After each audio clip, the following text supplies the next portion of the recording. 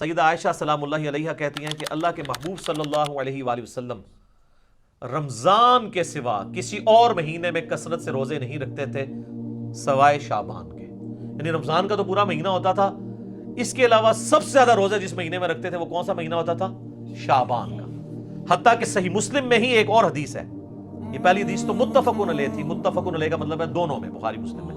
مسلم شریف میں ایک حدیث ہے، ہم عائشہ کہتی ہیں کہ نبی صلی اللہ علیہ وآلہ وسلم بعض اوقات شعبان کا پورا مہینہ ہی روزے رکھتے تھے، کنٹینیوس پورا مہینہ.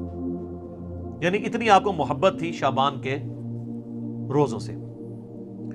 حتیٰ کہ بخاری اور مسلم میں ایک حدیث ہے، سیدہ عائشہ کہتی ہیں رمضان کے مہینے میں میرے جو روزے پیریڈز کی وجہ سے، حیض کی وجہ سے چھوٹ جاتے تھے نا، تو مجھے پورا سال موقع نہیں ملتا تھا کہ میں روزوں کی قضا دوں سوائے شعبان کے، کیونکہ شعبان میں نبی صلی اللہ علیہ وآلہ وسلم خود روزہ رکھتے تھے تو مجھے موقع مل جاتا تھا کہ میں اپنے روزوں کی قضا کر لیتی تھی. اب سیدہ عائشہ نے کوڈ ورڈز میں بات کی ہے، لیکن اسی حدیث میں بخاری مسلم میں وہ جو حدیث کا راوی ہے وہ کہتا ہے کہ اما عائشہ یہ کہنا چاہ رہی ہیں کہ نبی علیہ السلام کی مشغولیت کی وجہ سے میں روزوں کی قضا نہیں دے پاتی تھی. اور اس کو سپورٹو وہ بخاری مسلم کی حدیث ہے. نبی صلی اللہ علیہ وآلہ وسلم نے فرمایا کہ کوئی عورت اپنے خاوند کی اجازت کے بغیر نفلی روزہ نہ رکھے، یہ اس کے لیے حلال ہی نہیں ہے.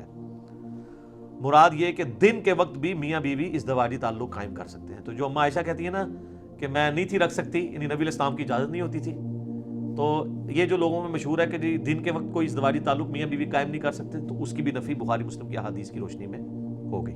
الحمدللہ.